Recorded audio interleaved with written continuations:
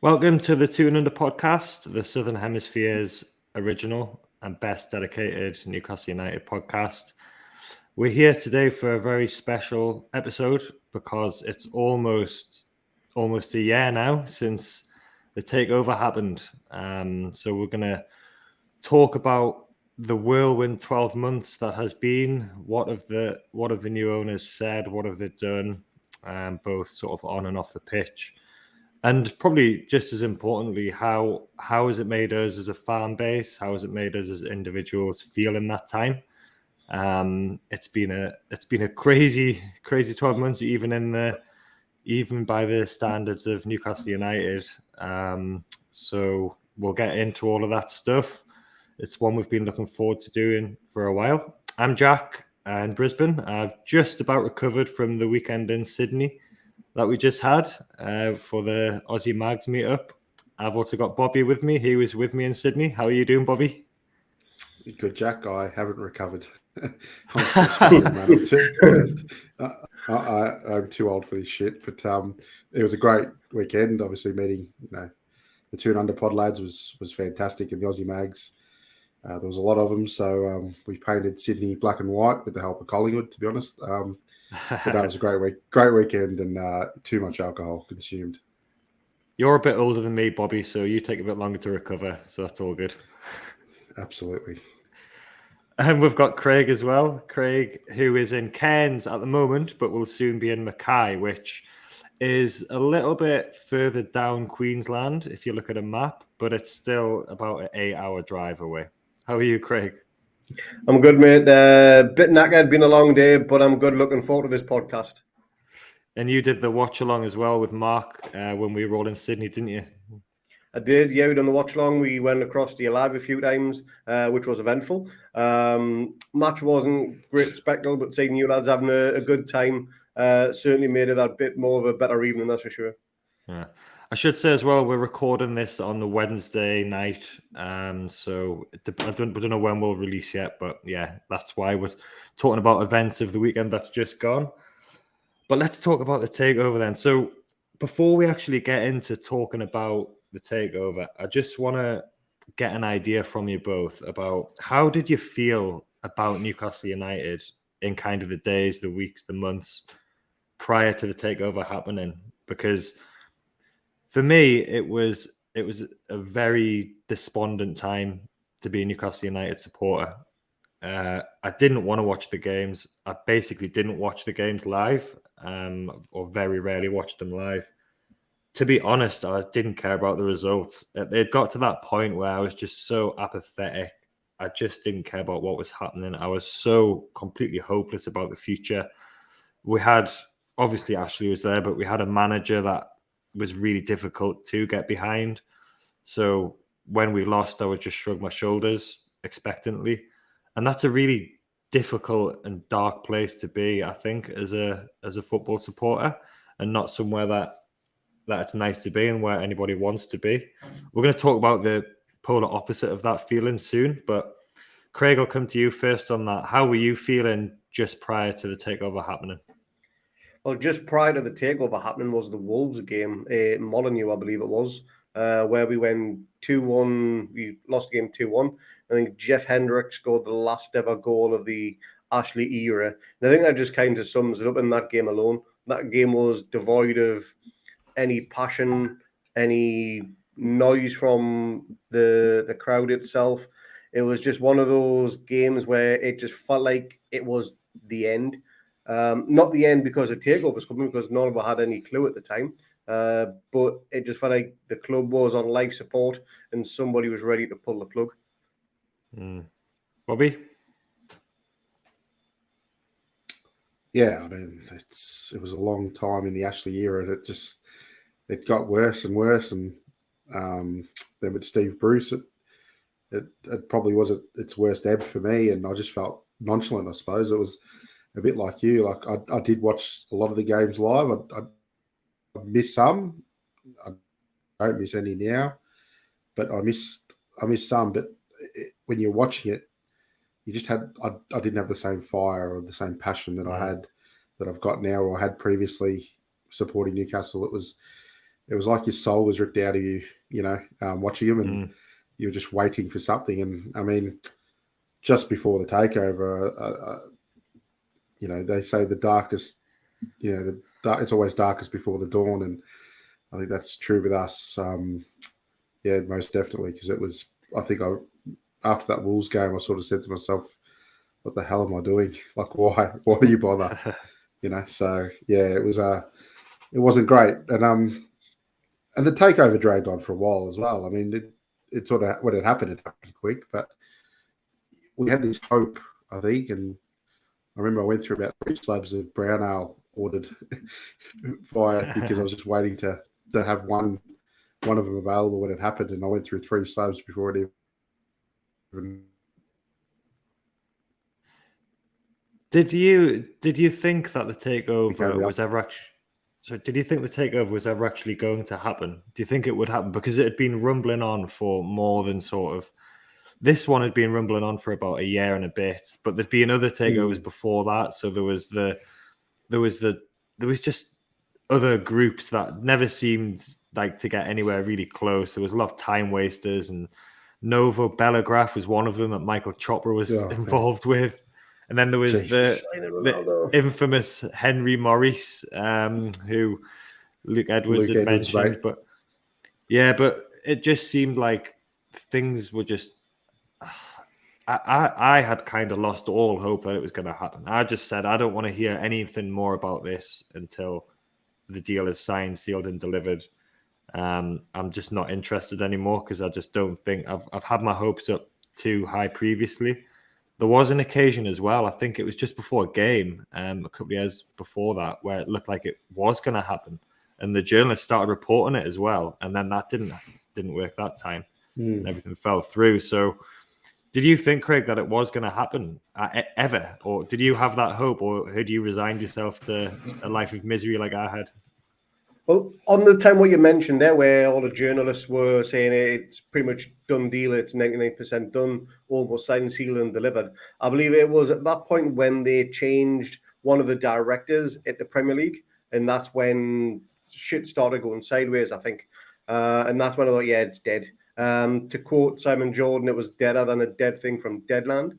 And again, it was just devoid of all hope and just consigned to another years of Ashley and Bruce and Charnley and championship football. And just, I don't know. And then we had the arbitration case. I think it was the arbitration case. And I think it was the most watched one in history. There was like 20,000 people watching it. And when I actually stayed up to watch it on my laptop in bed. And I think some of the evidence that were given out, I know they had to break when they couldn't do anything. There's maybe a slim chance that this could be back on because we were winning that fight hands down. It was a bit one-sided. And then obviously the news broke and they say the rest is history. How about you, Bobby? Did you think it was going to happen ever? Did you retain hope?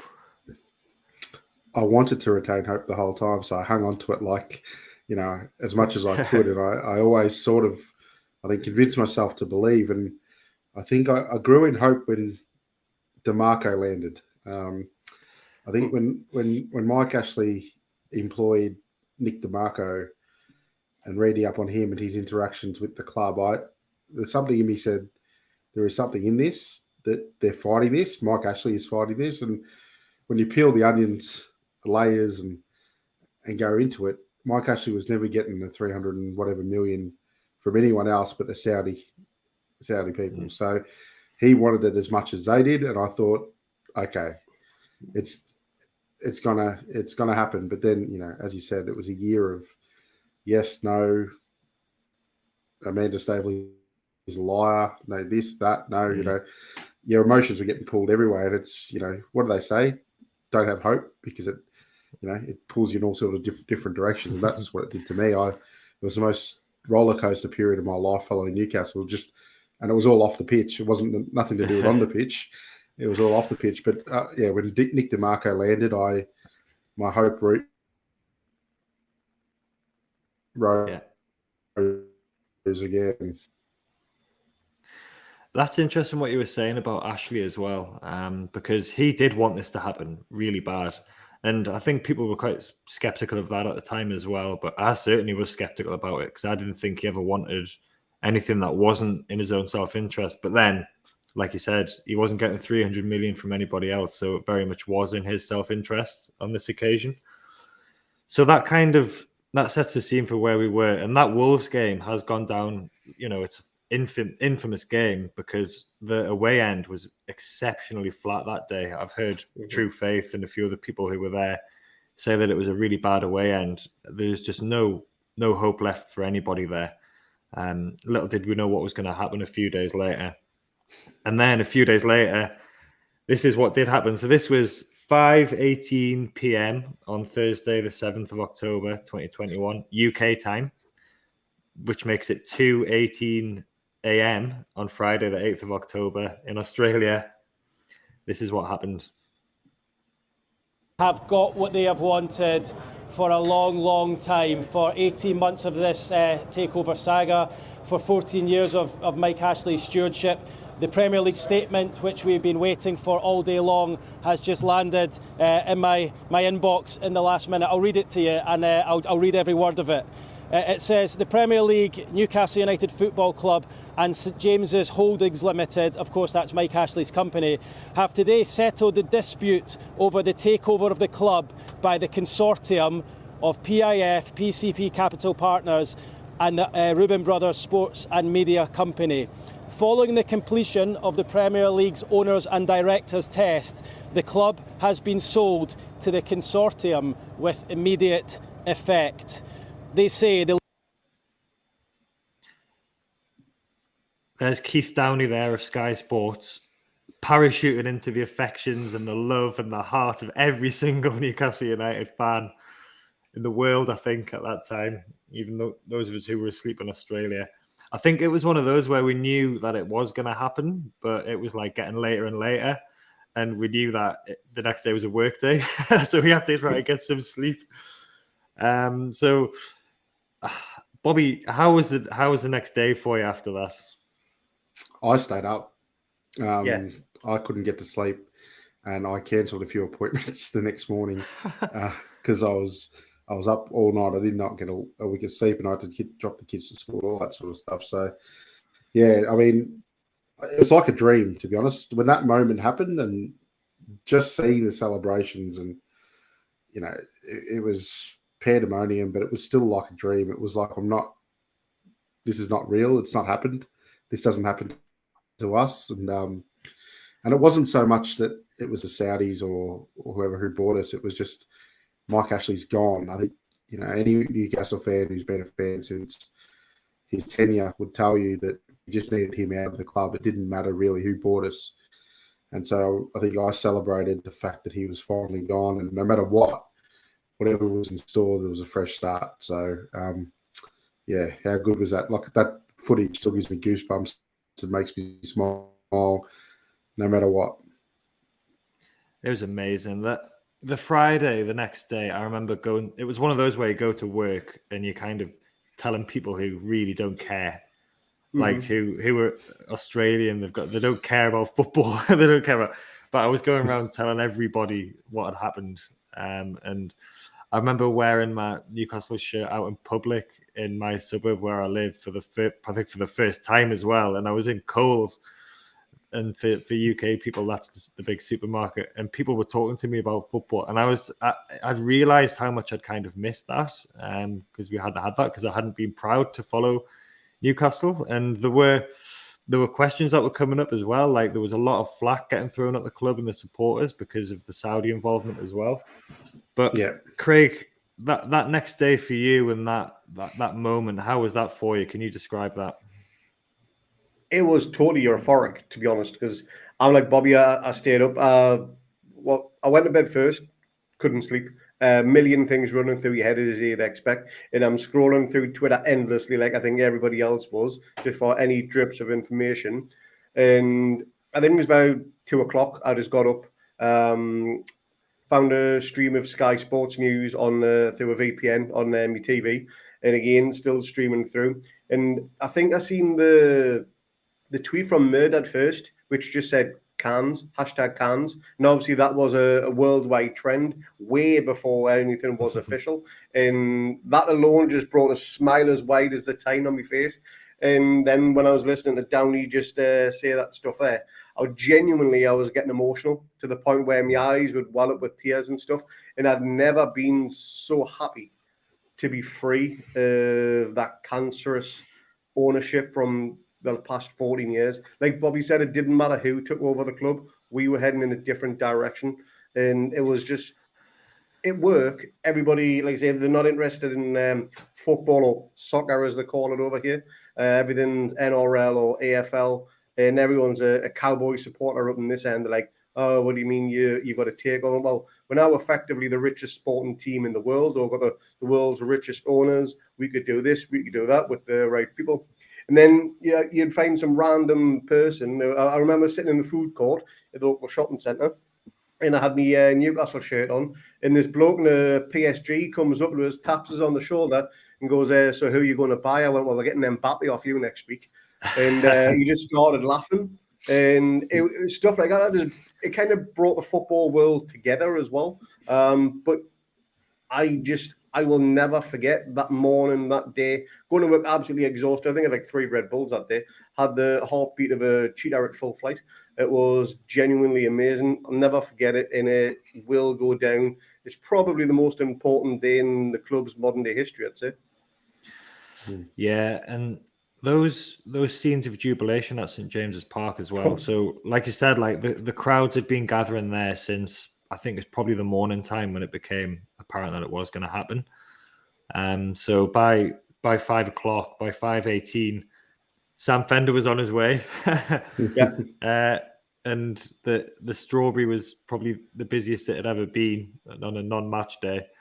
And the world's media had sort of descended on St James's Park, and it was just scenes of it was relief. I think, like you've both mentioned the importance and the significance of Mike Ashley, getting rid of Mike Ashley here, and I think that's true. That like a lot of the fans were getting criticised, or the fan base as a whole was getting criticised because of the Saudi involvement and the identity, but like, what they didn't really seem to understand was that this was just a release after 14 years of being sort of treated with contempt and downtrodden. And, you know, people will say that we were a Premier League team and what do we have to complain about? But it was the complete absence of ambition, absence of hope that we had.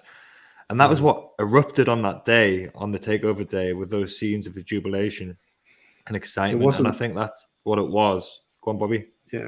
It wasn't until about 11 o'clock that morning when my best mate gave me a call, and he's a Borough fan. I mentioned him before, and he rang me just to see how I was, and he mentioned the Saudi ownership and how rich we were. I think it was that stage that, oh yeah, that's right, we are loaded as well. It was up until then, it was just about Ashley out for me anyway. I won't speak on behalf of the whole fan base, but for me, it was just relief. It was joy. It was the 14 years of, no hope. All of a sudden, it was just, euphoric, as Craig said. And it wasn't until 11 o'clock that morning that I got the call. And then someone said, he said, like, you must be happy with being the richest club in the world. I went, oh yeah, we are loaded, aren't we? Yeah. Yeah, like the wealth was a kind of this. It's interesting because the wealth was, for the people on the outside, the thing that they focused on, and the fans inside the club didn't care about that at that point. We were just happy to be rid of Mike Ashley. And for me, I think it took at least 2 weeks for it to kind of sink in properly. Like I was thinking about it all the time, obviously, because it was such a big seismic event, but it took me a while in the face of a lot of noise from the outside as well to kind of order my thoughts on everything and how I thought about it and how we were going to respond to people when they talked about Saudis, and all that sort of thing. And it took a few weeks for me to kind of order that, get that straight in my head, and then to get an idea about what direction they were going to start going in as well. Because we're going to talk about what they've said and what they've done, but there was kind of important decisions that they had to make quickly, including what they were going to do with the manager situation, which was the next thing on the agenda after the takeover happened and after the dust had settled a little bit. And of course, there was a match as well in 2 days, a home match as well. So, all right, what we'll do is we'll just have a very, very short break, and I'm gonna bring up some of the things that Amanda Staveley had said when she first the takeover was confirmed.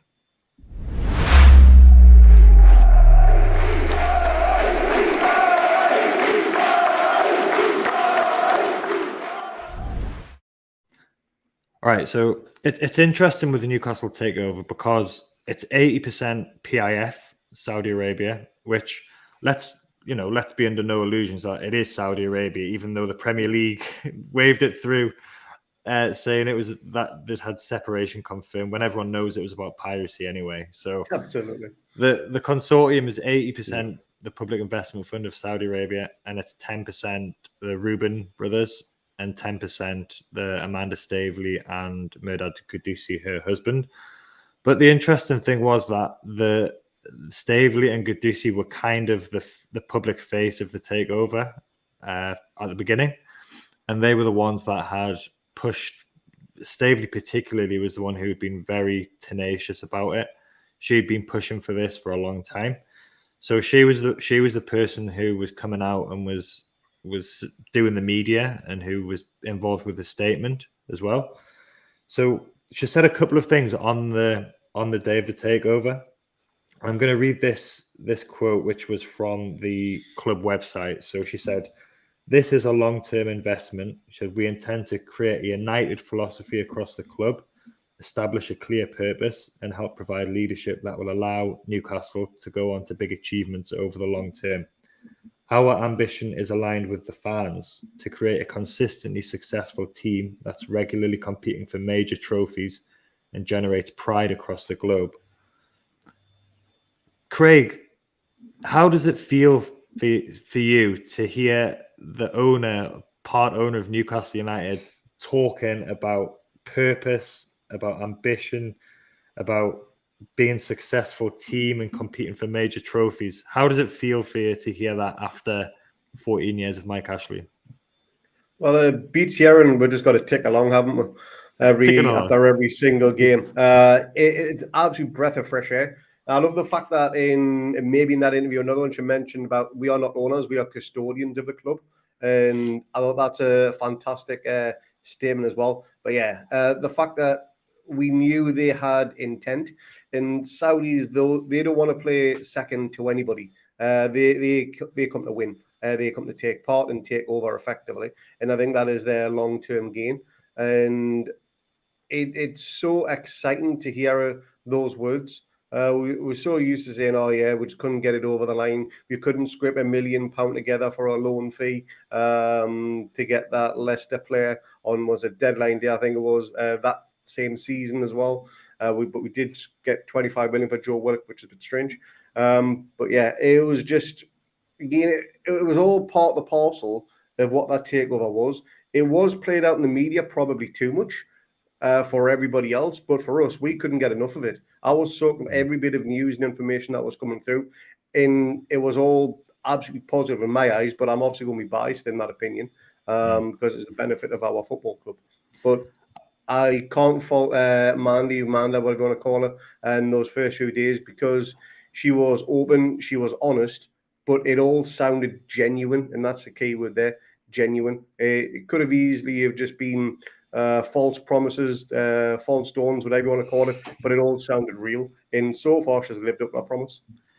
I'm going to come to you in a minute, Bobby, but you've mentioned that quote about the custodian. So this is what she said. She was asked directly about her plans for Newcastle over the next 5 to 10 years.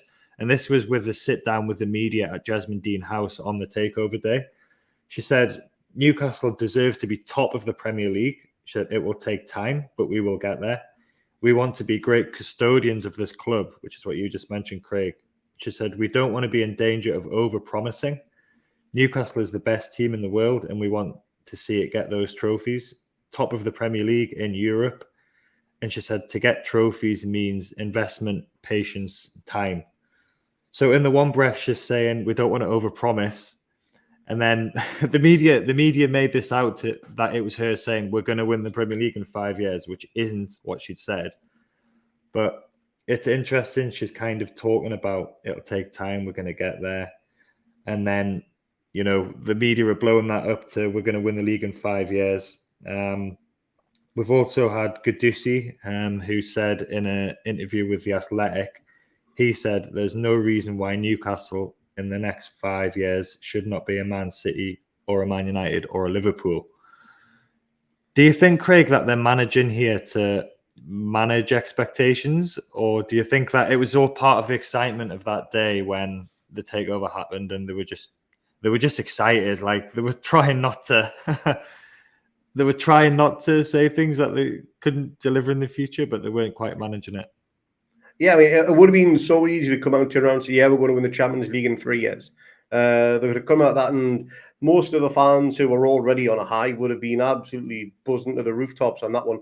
But it wouldn't have been genuine. Building from where we were to even just to challenge is one hell of a feat in its own right. And to do that over a 5-year period, maybe even 6 or 7 years, is a bold but accurate statement. I think we can certainly do it. Yeah. We seem to have lost Bobby briefly, but that's all right. So for me, those words, they meant everything, really. I mean, you have to take things with a little bit, statements like that, with a little bit of a pinch of salt at that point. I think the thing she said to the website is probably a bit more planned than what she said in that sit down with the journalists. And I think Murdad a couple of times has said things about things, you know, the 5-year thing is very, very ambitious. And then he's also said that in the same interview with George Colkin, he said that leaving St. James's Park would be like tearing your soul out, which is a very, very emotive thing to say, and a very kind of statement that could potentially come back to bite him in the future. But when you're hearing your owners talk like this, but also preaching for the need for patience, I think that's really important. And I think that we're going to talk about the actions they've taken and what they've done. But I think they've made a good step towards some of these things they were talking about at that point. Bobby's back in here. We were just talking about, do you think that with those words that Amanda said at the beginning, do you think that there's a danger of her and of the club over promising and their excitement at that time? Or do you think anything they say then is going to be kind of treated a little bit differently because of the excitement? She was just so excited, and I think it was real and genuine, as Craig said, that I think us as fans will forgive her. I don't know about the media. I can't speak on their behalf, because no doubt if we don't achieve what she said in 5 years, they'll come back to that quote. But I think as fans, we can all just be appreciative we got someone who was genuine and excited to be an owner of Newcastle United and wanted to aim high. And that's all we asked for, and that's all, you know, she gave us. So I love Amanda. I love Murdad. I think as the face of the ownership, they've been, you know, fantastic. And that first day, seeing them walk out of the hotel and just beaming with pride, really, was just as good as the Dowdy announcement, to be honest. And for me, like, the things about winning the Premier League and being in Europe and things, that's all fine. But it's the thing she said about creating a United philosophy and establishing a clear purpose and help provide leadership. That they're the things that are almost more exciting, because they're the things that you have to build up before you can get that success. That's part of what being a successful club actually is. And we'll see with some of the appointments they've made that they've kind of made good on what they've said there. And their actions have very much followed on from what she said at that time. we'll come back to a couple of other things that they've said at various times. And it is all Staveley and Gadusi, because like we said, like there's been a few statements from Al Ramayan, who's the guy from the Public Investment Fund who's on the board. His Excellency has said a couple of things, but it's all been kind of like standard sort of quotes from him. The way he has impacted has actually been when he's come to a match, or when he's met up with the club people when they went to Saudi. Basically, things have happened straight away after that in terms of transfers. So that it's not too difficult to see like where the majority of the power is, but you would expect that anyway when it's an 80, when they've got 80% split, you know, they're going to be the ones who are calling the shots. Yeah. So let's have a look at what they actually have done then, the owners. So like I said before, there was an issue as soon as they came in, and it was a big issue of Steve Bruce, because it wasn't long after, like I said, the dust had settled and everyone had calmed down a bit, that questions had to start to be asked about Steve Bruce. They already were being asked. I think everybody assumed that he was just going to get sacked straight away. But there was a game in 2 days. From what we understand, there was an appetite to sack him straight away, because they didn't want a downer on the day of the Spurs game a couple of days later. But by all accounts, the Saudis said, well, hang on a minute, what's the plan? Like, who's going to take over? Is it not better to have a manager in charge of the game than his assistants? Or, you know, would you be sacking them as well? And Staveley had spoken to him as well. And there was a quote from her where she was talking about that she'd met with Steve Bruce. But it took 2 weeks. It actually took 13 days for them to sack Bruce, because I think there was an international break after the Spurs game.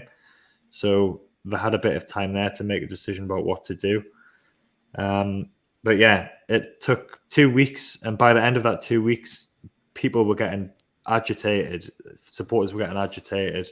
And I think understandably so, because Bruce was such a unpopular figure.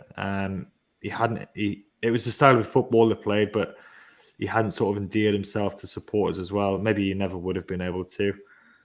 But do you think, Bobby, will come to you first, do you think it was a mistake to leave it that long to sack Bruce? Or do you think that, and what do you think the process behind that was at the time?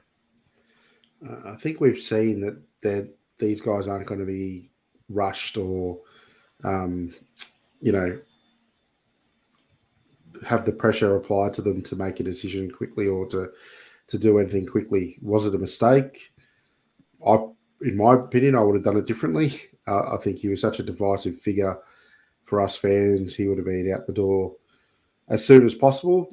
Maybe even not the Tottenham game, because it's 2 days later. So how do you really configure that to be suitable for the players and the match day? But soon after that game, I think I would have given him his marching orders. But I think what we're seeing with the club is they're going to be considerate of every decision and make sure they're making the right decision always, and have a process and a policy attached to everything. So it's going to be frustrating, because that's a frustrating process. But in the long run, it'll be beneficial, I think, to do it that way. And this Steve Bruce decision led on to a proper process that took a long time and a few speed bumps in the way of rejections and stuff like that to get Eddie Howe, which has been, unbelievable for us. We'll talk about that in a minute as well. But the other thing that I think is really important is that this takeover, although it had been in the pipeline for a long time, it caught them on the fly. Like, it caught them by surprise, I think, when it did happen. And we were talking before, like it happened because beIN Sports, that issue that there was with piracy with Saudi resolved, and then magically the next day they waived it. It's just beyond belief that they actually think that anyone's stupid enough to believe that that's the reason why. Yep. That was about separation, but yeah, like it caught them by surprise as well. So previously, when they thought they were close, they had Rafa Benitez was part of the plan. But this happened just a few weeks into the new season, when teams had played 7 games. There was a game coming up. It caught them by surprise. They didn't have a lot of time to decide what to do with Steve Bruce. Craig, how do you think that kind of Bruce situation played out in the end, and would you have done it differently as well? I think it was right to let him take control of the Tottenham game, not because it was his 1000th game, which a lot of the media were saying, yeah, give him the game because it's a good landmark for him. His chances are he's never going to get another job after that. Bollocks to that. I think it was just good to have somebody there in the dugout, barking orders, whether they were good orders or not. And I don't think him being there or not would have made much difference to the result, to be honest. I still think we lost 3-2 that game, 4-2, whatever it was. But yeah, the time after the Tottenham game to being sacked, maybe they could have acted quicker in that time frame there. They obviously had a few names that they were willing to work through. Apparently they had multiple interviews with a few, and I forgot his name now off the top of my head, but the Villarreal coach, the ex-Arsenal manager. Emery, Yeah, he was already good to go. Then the media broke it. Then he decided to stay. And then obviously we're seeing the now infamous images of Eddie Howe walking down the steps at Brighton, shaking Dan Ashworth's hands, which is a bit of a strange one for things that followed. And as I said before, the rest is then history. It should have happened a bit sooner, but I don't think they had much of an option, to be honest. I'm pleased you brought Emery up there. Yeah, Unai Emery, because it became apparent that Bruce would be going, and that they were, like Bobby said, they were going through the process of appointing a new manager, and it got down to 2, which and then like this bit did come out in the media, and it came out the day of a Champions League game as well for Villarreal. Yeah. So who leaked this and where this actually came from, I don't know, but a lot of the journalists started saying that Newcastle were about to appoint Unai Emery, and then he got questioned about that on the day of the Champions League game, which was far from ideal. And then Guillaume Balaguer, the well-connected Spanish journalist, said that after the Champions League game, and overnight after that, he changed his mind and he'd done a U-turn.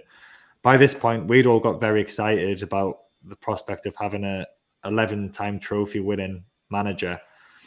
And I don't know if we knew at this point that Howe was the second person who'd been interviewed to the end. Well, apparently, Al Rumayyan, he wanted Howe first. He was his first choice. I don't know why they decided to go with Unai Emery, but yeah, apparently Howe was his excellent first choice. But again, it was a majority vote. It was a majority vote with the board, right? And I think it was close. I think it was 4-3 or whatever it was. But yeah, it's been said, whether it's true or not, that His Excellency was all in the Howe camp. Yeah, that whole debacle, it was embarrassing. I think what happened with the Emery. Do you think that that's kind of a lesson to be learned, Bob? We don't know who leaked it. It could have been leaked from Spain, But do you think that that's a lesson to be learned for the owners of, possible pitfalls when you're dealing with high-profile appointments and crazy football clubs? Do you think that that's a big lesson for them to learn at that point? I think it was, and I think it is, and I think they have learnt from that lesson. At the time, it was embarrassing. At the time, it was naive and amateur, but it was probably a good thing because they've learnt their lesson, and they've become a lot better at holding information within. And at the time, we all got excited about Emery coming on board and all that, and then within a click of the fingers, it was all dashed, and you were sort of left red-faced and of everything you've sort of said and wanted. But yeah, I think it was a good thing to happen in the end to give them a lesson, in what not to do. And I think that the leak came from their side. But yeah, I think, it was very early in their ownership, and it was a good thing to happen. Yeah. And it was good as well because we ended up with Eddie Howe, who we've talked. Eddie Howe? Eddie Howe. That's one of my daughter's favourite things to say. But yeah, we ended up with him. And we're pretty much all on record on the podcast about saying how impressed we are with him, especially after that first press conference he did, but then the work he did last year as well. I was concerned about his ability to manage egos and to handle the kind of the challenge of managing at such a big club where there's so much pressure and so much expectation and so much scrutiny. But his first press conference, we did research like we do. We went onto Google and we listened to some Bournemouth fans and watched every video we could about Eddie Howe. And then I think I was sold after that first press conference, even though results didn't pick up for a while. So I think it's probably fair to say, Bobby, that they've ultimately come to the right decision on that first huge recruitment appointment that they had to make when they appointed Eddie Howe. Yeah, and credit to them to get Eddie Howe into that process and so far down the line. I think we can all say that, Eddie was a second choice and yada, yada, yada. But I don't think many had Eddie Howe in that top bracket anyway of the names listed for us. There was a list of names as long as you could count, but not many were mentioning Eddie Howe. He was sort of lost to the wilderness. So for him to be in the conversation at the end, despite what happened with Emery, full credit for them for doing their research and going in and finding him. And yeah, like a bit like you, Jackie, I was sold on him probably before his press conference. I just thought, this guy's he's an intelligent, young, progressive manager. It's something that we've needed. And, it's proven to be that way despite some idiots on Twitter recently. He's proven to be an absolute breath of fresh air for our club and a guy you can see having a very long future at the club. Well, in the same interview that Kudusi was talking about Newcastle being Manchester City in 5 years with the Athletic with George Cocken, he was also saying that he would love Eddie Howe to be the next Alex Ferguson. So I don't know who gets more excited, Stavely or Kudusi, because he seems to say he seems to get very excited and he's good value on Twitter as well. He did he did that tweet once where he'd photoshopped his own face onto Alan Shearer scoring a penalty at the Stadium of Light in the transfer window time as well. But Craig, that's a pretty big thing for him to say, isn't it? That he would love for him to be. He's only saying he's not good. He's not saying he's going to be. He's saying he would love him to be the next Alex Ferguson. But I mean, Alex Ferguson won what? I don't even know how many trophies. All Eddie has to do is win one trophy, and he'll be a legend forever for us. Is that right, Craig? Yeah. If Eddie can do what Keegan couldn't do in 2 stints and what Sir Bobby couldn't do in his stint here, he will go down as a living legend, and he will have his own statue at St James's Park sooner rather than later. I genuinely think we will win a trophy under Eddie. How quickly we will, not a clue. Hopefully sooner rather than later. But I can't even comprehend what it would be like just to see Kieran Trippier or Jamal Lascelles, whoever, just lift up a trophy. I can't even picture it in my head because it's just something we haven't had ingrained in our minds for however many years. I remember Colo lifting that TV aerial a few years ago, whatever it was, in the Intertoto or whatever it was, some friendly competition we won. And he would just look so dejected the fact that it was the ugliest trophy in the world. But yeah, to still going to be potentially the next Sir Alex Ferguson, even if he's half as good as him, he's going to win everything in the game. Simple as that. Managers like Sir Alex Ferguson, like Pep Guardiola, they don't come around very often. And Eddie so far is showing small glimpses of that brilliance. Whether he'll get that level, I don't think he will do, because those managers are once in a lifetime. But if he gets half of that right, then we've got a winning formula. And the thing is as well, these new owners, they'll have been getting calls from agents and everyone. Like Newcastle was the biggest story in world football for a period of time. So for them to kind of screen all that noise out and ignore, like we're talking about again, the process to go through, to do that, and then it was a bit difficult because we were in the league position we were in. It looked like we could get relegated, and some managers might not have fancied that. But for them to screen all that out and then appoint Eddie Howe from their process, and you can see from the way he works, his diligence and his own focus on the process and trust in what he does. Why he's been such a good fit for what they wanted, and why he's been such a good fit for Newcastle at that time. So I think we're definitely going to chalk that one down as a win, even at this early stage. They did well to get him, and it's been so far a big success. The other two really important appointments were, the first one was Dan Ashworth, who they've brought in as technical director. And this was interesting as well, because it wasn't long after the takeover happened that they had the January transfer window. And there was a lot of work that needed to be done urgently to improve the squad very, very quickly. So we started picking points up and avoided relegation. They, again, had gone through they knew that we needed kind of a technical or sporting director. They'd gone through the process. Michael Emenalo at one point was floated, who used to be at Chelsea. But you can see what they've done. They've identified the man. They might have done some interviews, and then they waited. And with Dan Ashworth, they waited a long time as well, because he wasn't available to join until this summer. It was June he came in. So they had to go through the process with Brighton. We're going to talk about what they've done with not bowing to other clubs' demands as well, financial demands. But they seem to have done this with Ashworth, even though they knew it was going to be important to get him in as quickly as they could. He was put on gardening leave by Brighton a couple of months before he did join us.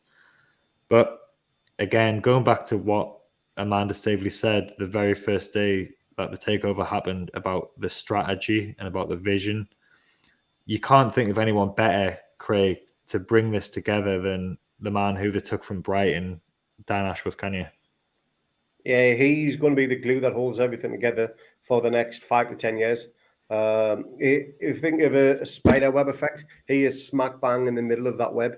I think that's kind of how he almost described his role in his first interview with the club. He is the big cog in the machine, controlling everything else from the women's team to the academy to transfers to loan markets, everything like that. He's literally got an eye in every fire. And that man's role must be stupidly busy on a day-to-day basis. I can't imagine how he manages to cram everything in. But if he can replicate what he done at Brighton, I know there was a few other people that helped him do his role, but wouldn't do it kind of Brighton, but with the financial muscle of PIF behind him. And the future is not only bright for Newcastle in terms of players that we can bring in, but it's also ridiculously bright for the first time in ages for the academy as well, which is a huge stepping stone for us in terms of where the club can be in another 5 to 10 years. And it's interesting, we've seen Elliot Anderson sign a new contract recently as well. And as well as the quotes from Anderson and from Eddie Howe, you've got a quote from Dan Ashworth in there as well about the importance of developing the players we've already got. But Amanda Staveley had said, we intend to create a united philosophy across the club. That basically, Bobby, is what Dan Ashworth does, isn't it? Yeah, he's our most important signing, and I'll live on that remark as long as I live. I think he's a very smart man. His stuff, the work he did with Football Association of England, has changed England. Like, England was a laughing stock, really, especially to us Aussies here in football. And now they're no longer a laughing stock, and they keep producing young talent. And it's because he built the foundations of that. And he's going to do that. He did that at Brighton, and you can see how well run they are. And he's going to do that with us. And I think that's the most exciting thing for us. It's not just about buying your Mbappes and whatever that was floated early. It was all about every other facet of the club that's been neglected for so long.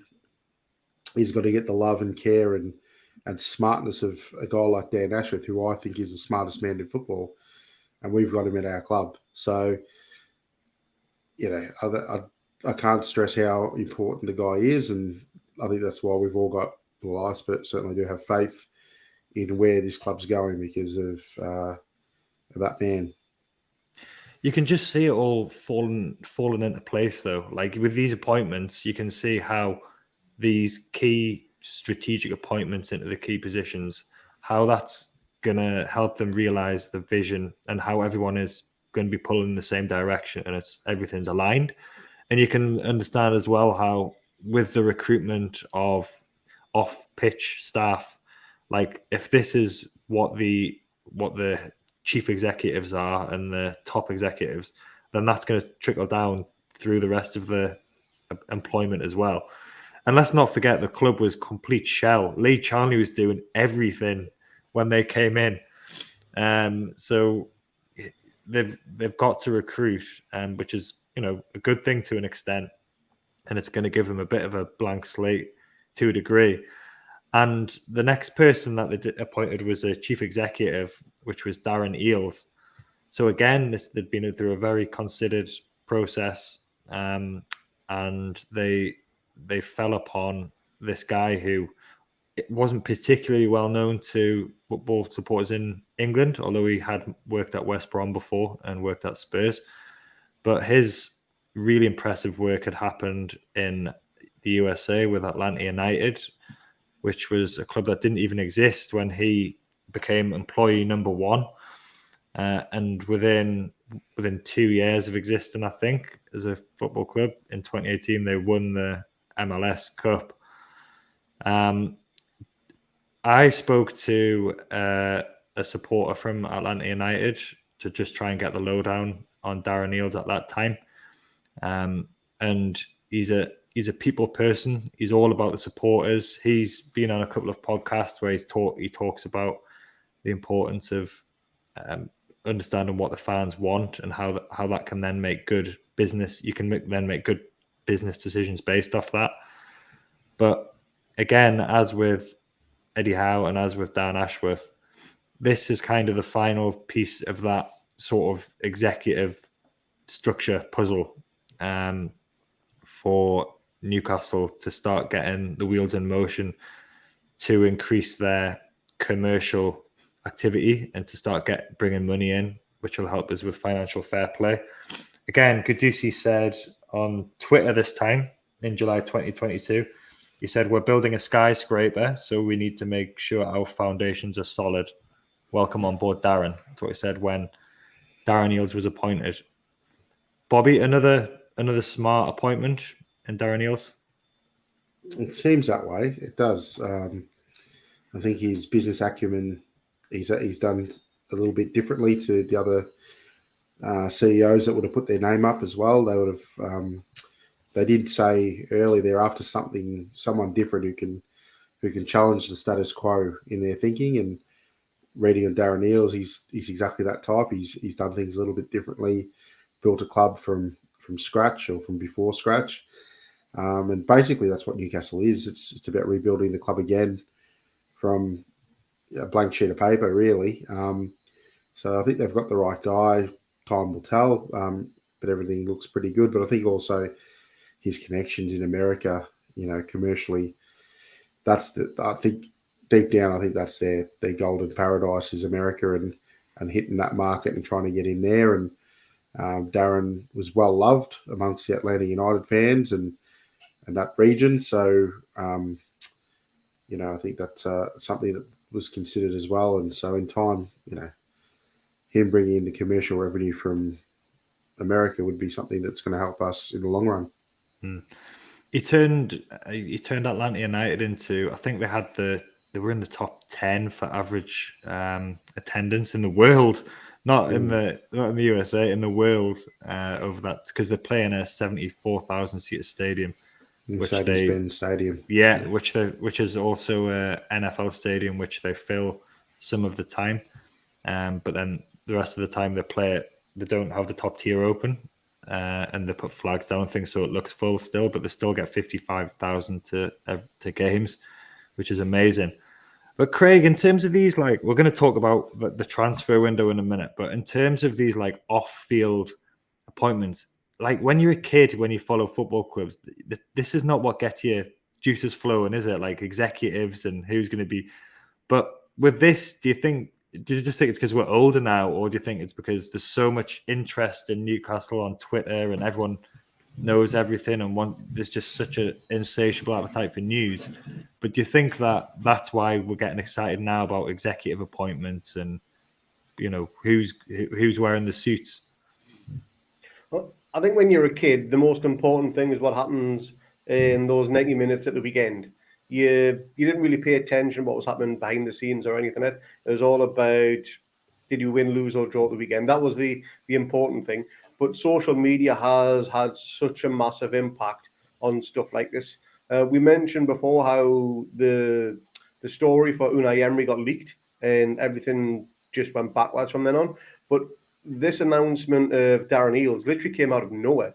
Again, maybe because he wasn't significantly well known or anything, but it was literally a case of the second the ink was dry on that contract, the announcement was made, and everybody's like, whoa, how have they managed to do this behind closed doors and not many people taking notice? And that in that very short learning curve shows how much knowledge these owners have now in doing things behind closed doors, away from the fans, away from the press, away from the media, is how it should be done. Because when things do get leaked to the media, whether it's right or wrong, it gets sensationalized like there's no tomorrow. It just gets massively blown out of proportion. Expectations get blown out of proportion. And most of the time, or at least previous regimes, there's a lot of heartbreak and disaster, and Twitter can be a very toxic place because of that. But now everything is happening in a due manner. It's happening with the right people at the right time, and it's a really, really good thing to see finally. And we're going to come on to talk about the transfers, the transfer windows, but you were talking about keeping things under wraps there, and you know, not releasing things to the media. And that's definitely just been shown with the way that the ITKs were pretty roundly embarrassed in the transfer window we've just had.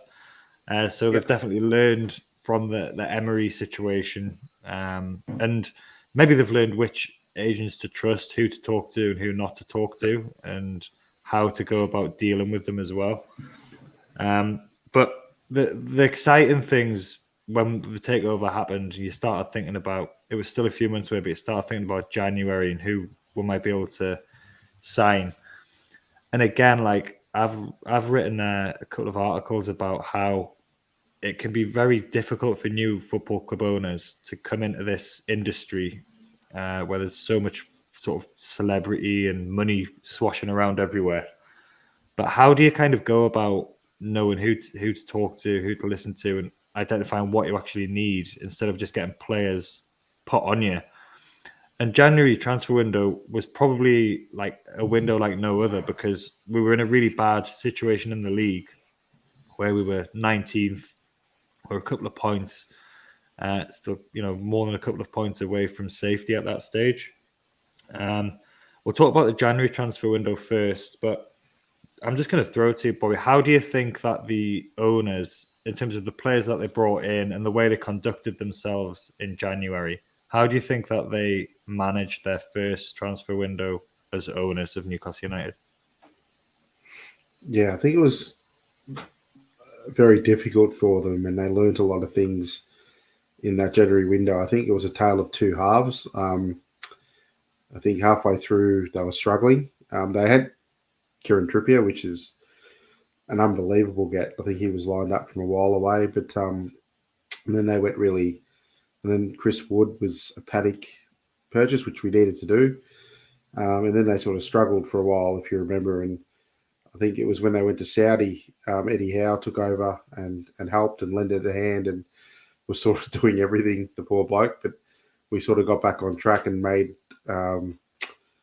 made some better signings and got through to the end of January with the players we got. And in the end, that looked, that was enough for us to survive and play some good football. So, I think they would have learned a lot. And I think it was after that they they went hard on Ashworth. I think they knew they needed someone in that leadership position to carry the dealings and the time and everything like that. And but I think, yeah, so I think they struggled initially, but then they got through it in the end in January, and proof was in the pudding. I think they did all right at the end. I remember getting to the end of January and I wasn't satisfied, but I didn't take into effect how hard it's been for these people that are inexperienced and dealing with agents and all this sort of thing. It must be a nightmare, to be honest.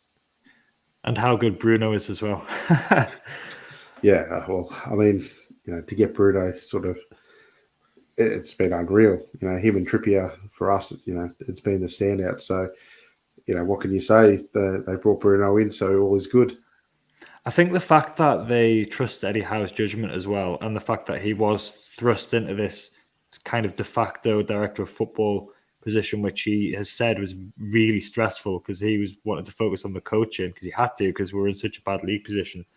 But the fact that happened, I think, meant that we signed Trippier. I think was a Howe signing, definitely. And then, Burn and Target and Wood probably would have known them all as well and what they would bring. And such the focus on the character was really important.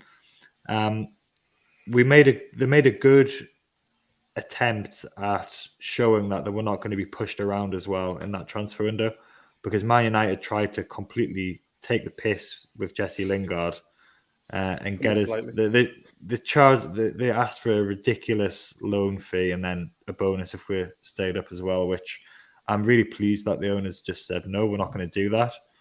There was also Botman as well and Diego Carlos, the defenders in January, who they said they were interested. They put what they deemed to be fair bids in, and then those deals didn't happen because the clubs wouldn't play ball. So again, it would be very easy for new owners with so much money and so much financial backing to just say, right, what do you want, and just give it. But they knew that could set a bad precedent for future transfer windows, and they were very careful about that, which has been a little bit frustrating at times, possibly. But I don't think you'd get much disagreement that that's a sensible approach when you're trying to sustainably build for the long term.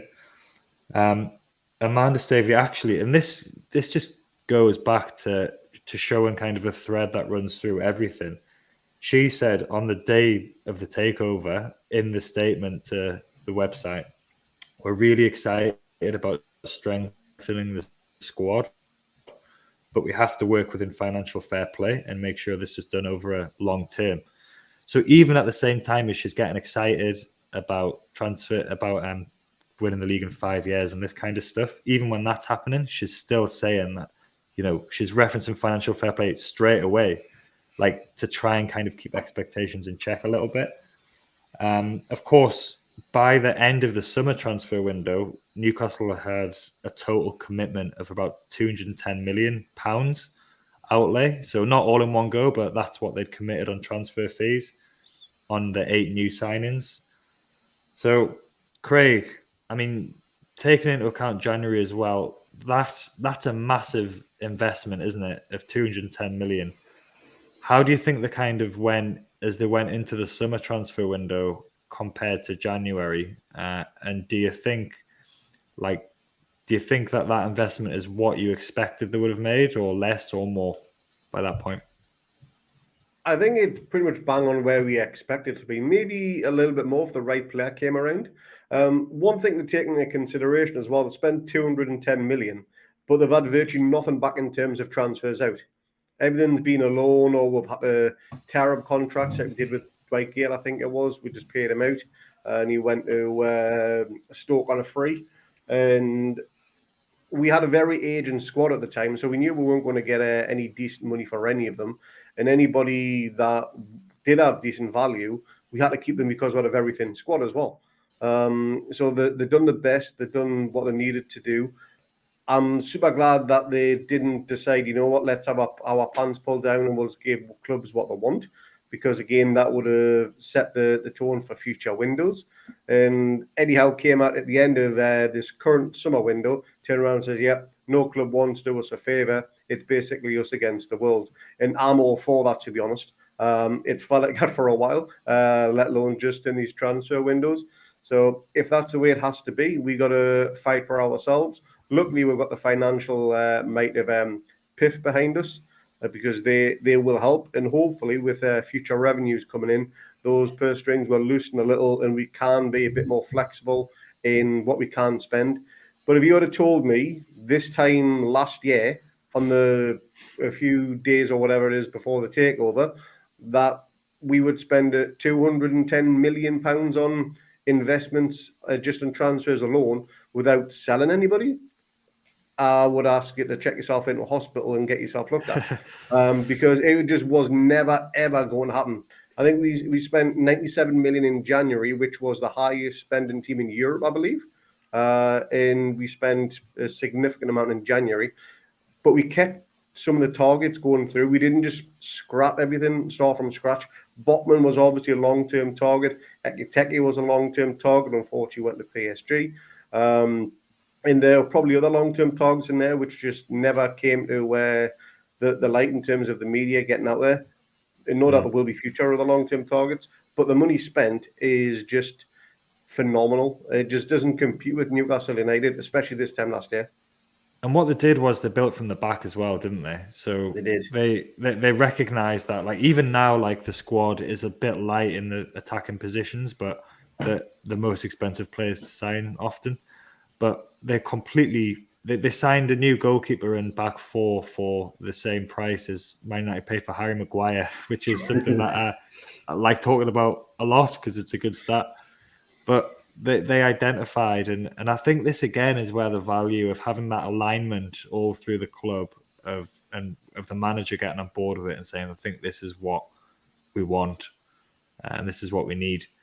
So let's go and do that, and that's where we're going to focus the money, and that's what they did. And you look at the Pope, you look at the spine of the team now, and you've got Nick Pope, and you've got Botman, and you've got Bruno and Isak, huge signings right through the middle of the team there. Who are some of them might, they might take a little bit of time to bed in the case of Isak, even though he's already scored 2 goals.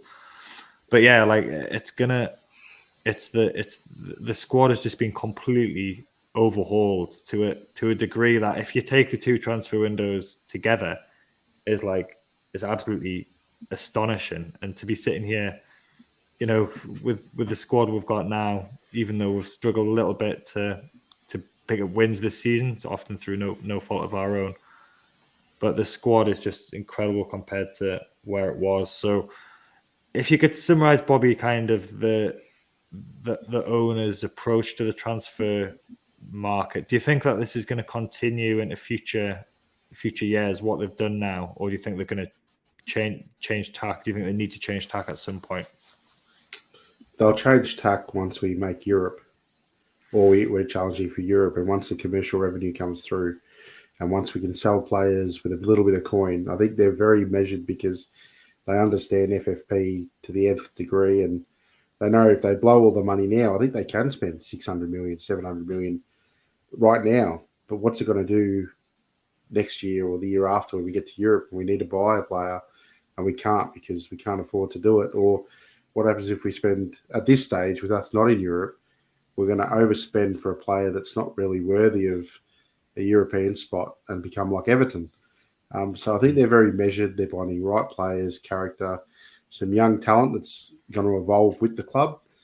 And then I think their tact will slightly change as, next year we make the 7th and we get in the Europa Conference League.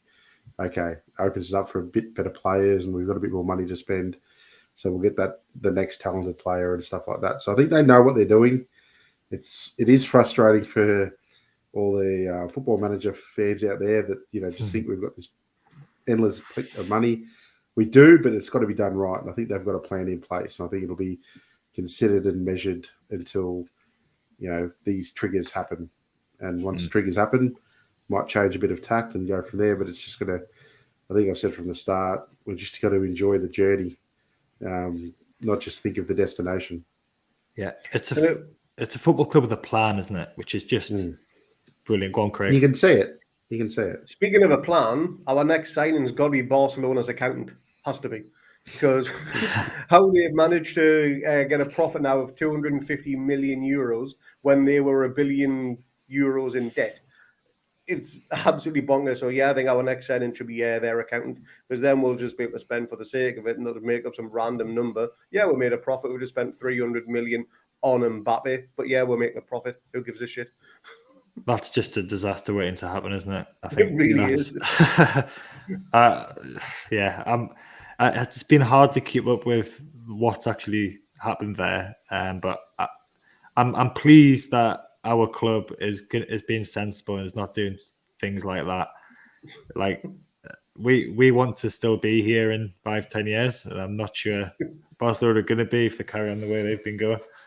No, but all of this stuff, right, all of these appointments and all of the transfer window and everything else they've been dealing with, they've also done a lot of off the pitch things as well. So Keegan did an article for our website just listing some of these things they've done. And I'm just going to reel them off, and then I'm going to let you talk about what what has really struck a chord with you two about this. So the Sports Direct signs being removed was probably, I mean, some of these things are kind of like easy, quick wins, There was some kind of clause apparently about the Sports Direct signs where they couldn't be removed too early. And then Mike Ashley was kicking off about it and threatening legal action about when they did take them down. But that was like a hugely symbolic moment when that happened. They renamed Shearer's Bar again, quick win. And they moved a statue onto club land instead of city council land. They have incorporated the women's team from who used to play under the foundation into the club proper, which I didn't even know that it wasn't part of the club proper. I knew that they weren't funded and they weren't very good. There's the training ground and the St. James's Park renovations. Basically gave St. James's Park its first lick of paint in about 10 years. They've changed the training ground up while they look for options for creating a new training ground. And in terms of with the fans, they've reopened kind of dialogue and transparency with supporter groups and wore flags, which has been such a iconic part of this whole takeover process since the takeover. They've welcomed them back into the fold for every game and have given them their full support. They're just a couple of things that they've done in the space of a year since the takeover happened. As I said, some of them are kind of quick wins. They're going to get positive reaction. Some of them probably maybe a bit more substantial, but I'll come to you first on this, Craig. Which of those and is there anything else that they've done that you wanted to talk about off the pitch that's really sort of made you feel good or you think's been important? There is one other thing which it never got the attention it deserved, to be honest, and that was when Amanda and Merdad met all the staff at St. James's, those working behind the scenes, the receptionist, the accounts, whoever are just there, and they put everybody there on, I think it's called the living wage now, where basically your wage rises with inflation and everything else. So you're not just stuck on the minimum wage where you've got one set for however until you get a pay rise. So if inflation rises, your pay rises with the equivalent amount as well. And I think that at a time when a lot of people are doing really hard by, where they're relying on food banks and everything like that, I think that is something that just didn't get the media right up or the attention it deserved, because there was absolutely no way Ashley would dig his hands in his pockets and give any of those staff any extra pennies than what they deserve. And it's something they didn't need to do. And it's those people behind the scenes that often get overlooked. Everything from the tea ladies to those who work on match days, they're now getting a better rate of pay, which is just going to improve their overall quality of life, help them pay the bills. And that's the least any club should do for its staff. Brilliant. I couldn't have said any of that better. That was something that I hadn't, like you said, it didn't create a lot of sort of, and it isn't something that is symbolic maybe as ripping down Sports Direct signs or bringing the statue onto the club land. But Bobby, what any of those that you wanted to kind of flag as well or talk about? No, I think you summed it up. I think it always, it goes back to what we said about when the ownership changed. It was just a lot of those were getting rid of the stain of Mike Ashley, and I think that's the thing we looked forward to when the new owners came in, and those easy wins of recreating the relationship between Alan Shearer and the club. I mean, that in itself is huge for us, because he's the reason I support Newcastle United. He's a legend, to have him disenfranchised with the club because of Mike Ashley was always hurtful, but straight away they brought it back and did the right thing. And I think that's basically it, isn't it? They're doing the right thing by us, by the fans, and by the legends and the past players, and as Craig said, the staff who are important as well. So they just keep doing these things and doing it the right way, and that's why we're happy with the ownership, not all the other jargon you want to talk about over our heads, but they're generally caring and doing the right thing by everyone involved. And the reason why I wanted to bring up some of those quotes and things they've said is because we've listened to what they've said, but then they've actually backed it up as well. Up to now, they've backed up what they've said and their rhetoric with action as well. And I think you've always got to be wary of football club owners. Obscenely, incredibly rich people, vastly successful in what they do. We've got an interesting situation where we've got three different sets of owners as well. They seem to be as excited as the fans are. They are saying and doing the right things. Their actions are backing up the words. And as long as that keeps happening, I think we've got every reason to keep on backing them and keep on being excited. I won't be surprised if at some point they have to make unpopular decisions or they do things that we don't like, because that's what happens in football. But I think that the track they're on now, the way they've started, I think it couldn't have been much of a better start, I think, from what we've just talked about, and then backing up their words with meaningful activity and meaningful actions that have made the club stronger and have set the foundations, like what Merdad was saying, set the foundations, because we're building a skyscraper, and that's what we're going to be doing with these people who are in place. Let's just have a think now about the kind of immediate, medium and long-term future. Craig, I'll come to you first on this one. How do you see the next how do you see the next 12 months going then? We've had 12 months. How do you see the next 12 months going for the owners? Stability is a key thing. I think that above all is probably the most important thing. We maintain our position in the Premier League comfortably, and we build on that, like what we've already started to do. Top 10 finish, good cup run, puts us in real good stead moving forward. Nobody expects a trophy this season or next season, maybe even the season after. But as long as we keep challenging, we keep trying, the club's moving forward. That's all we want to see. And if we can see that from the owners, they still correspond with us in the media, whether it be through social media, through Merdad or Jamie Rubin, or if it's coming direct from the club. It's something we never had previously. Very, very rarely did we get a statement from Ashley or Charnley or anything like that. And now we're almost getting direct communication, maybe once a month, even more than that, to be honest. And if that keeps on that right path, and they live up to their promises, and which I think they will do, because they haven't over-promised, and they've said they don't want to either, as long as they keep up to that. And yes, they will make mistakes, which we've talked about before in previous podcasts, and they're only human, that will happen. But it's then learning from those mistakes and building from those mistakes. And so far, everything is falling in place. The foundations are well in place now, and that skyscraper is now probably 1 or 2 floors high, and I just can't wait for us to get to the top. I think for me, like, we know that any decision they make, whether that's making an appointment off the pitch or whether that's not spending extra money and buying a player, it's the decisions they make are in the interests of Newcastle United and are in the interests of long-term sustainable growth. And I think for me, that's just as important to know that we've got custodians of the club who are going to do that as any. It's just as important and exciting as any signing we might make. Like Bobby, I agree with you that Dan Ashworth probably is the most important signing we'll make this year or any subsequent year probably. But how do you, Bobby? How do you see the next 12 months going for the owners?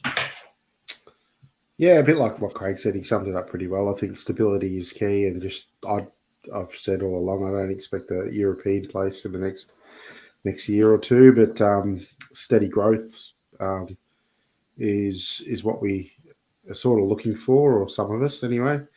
I wouldn't mind hearing a little bit more plans about the training ground and the redevelopment and the academy and the women's team and all those things that are, they are doing and now touching on. I just want to see snippets of all that sort of stuff as well, just so it sort of shows that ambition that they've got, for the next 5-10 years. But in terms of on the field and the men's team and everything like that, yeah, just steady growth, being considerate, being smart, and building those foundations. The only thing I disagreed with Craig is I don't think we're 2 floors up, but I think that foundation's just setting. I honestly think we're at the really, really early age, and they've just laid the slab, and the slab is forming. And I think that the first and second floors are just about to be built, but it's going to be exciting.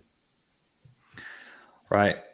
Just before we wrap up, I just want to ask you both, how do you summarize what the new owners have done and brought to Newcastle and to kind of the fan base and to you personally, if you want as well? How do you summarize what they've done? Craig, come to you first. They've made Newcastle United again, because we were a disjointed fan base. We were a disjointed football club. We were a club with no direction. We were heading down to the Championship, and it was just a case of, are we just going to fall down the Football League then, I reckon. I think a lot of people thought it was going to be that way. And they've also reunited the city too. It's always well documented that when Newcastle plays well, the city's bouncing. The big market, the gate, wherever, is all chocker on a Saturday afternoon, Saturday night, because the Toon have picked up 3 points. And little things like that make a huge difference, not just to the club, but to the city in general. Whether it's the economy, because more people are drinking and eating, that type of stuff. But it just makes people happy. And Newcastle we're a one football team town, and we are a football mad town as well. And nothing makes us happier than seeing us pick up 3 points, and they've come a long way to help doing it. It's hope, isn't it? That's the word. It's they've given us hope again. They've allowed us to support our club fully again. For me, anyway, there's no kind of shrugging my shoulders when we lose or when we concede a goal now. There's full on upset, real emotion, which when you're in Australia is in the middle of the night and doesn't help you trying to get to sleep afterwards. And it's that unity, it's that alignment and the strategy and all of these words that they say, but it's the connection as well that it's brought for fans as well. Like, we're not the only podcast to have started in the wake of the takeover happening.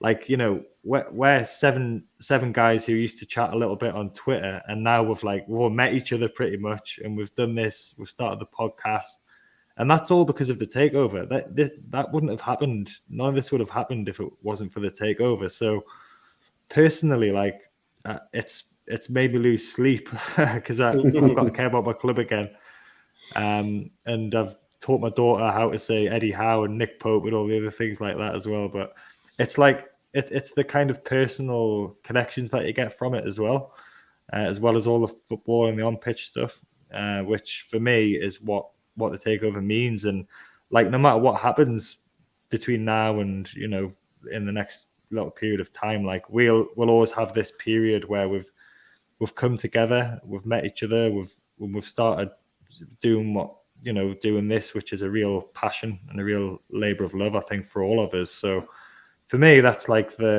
aside from all the on pitch and obviously getting to see Newcastle have good players and Brazilian internationals and everything, I think that's the one thing personally on a level that is really gonna stick with me for that. Bobby, come to you. You haven't had a turn yet. You summed it up. I was going to say hope. It's lit the fire again into the ambition and looking into the future. But yeah, more importantly, Toon Under wouldn't be around if it wasn't for the takeover. And, you know, I think I'll speak on my behalf. I've made lifelong friends, and because of the connection to a club in the northeast of England, and only because of a takeover from people from all walks of life. I think that's the other thing that's great for me, to see the passion of a guy like Dad Gadursi and Amanda Staveley, outsiders like I am, or I feel, to the club, not born and raised in Newcastle, but so passionate about the club and the city. And they're sort of just, they've connected us all, together. And I think that's the greatest thing that's happened for me anyway. And yeah, it's meant everything, because the club was on a free fall. It was going nowhere fast, and with a blink of an eye or a click of the fingers, I think we've got all our hope back.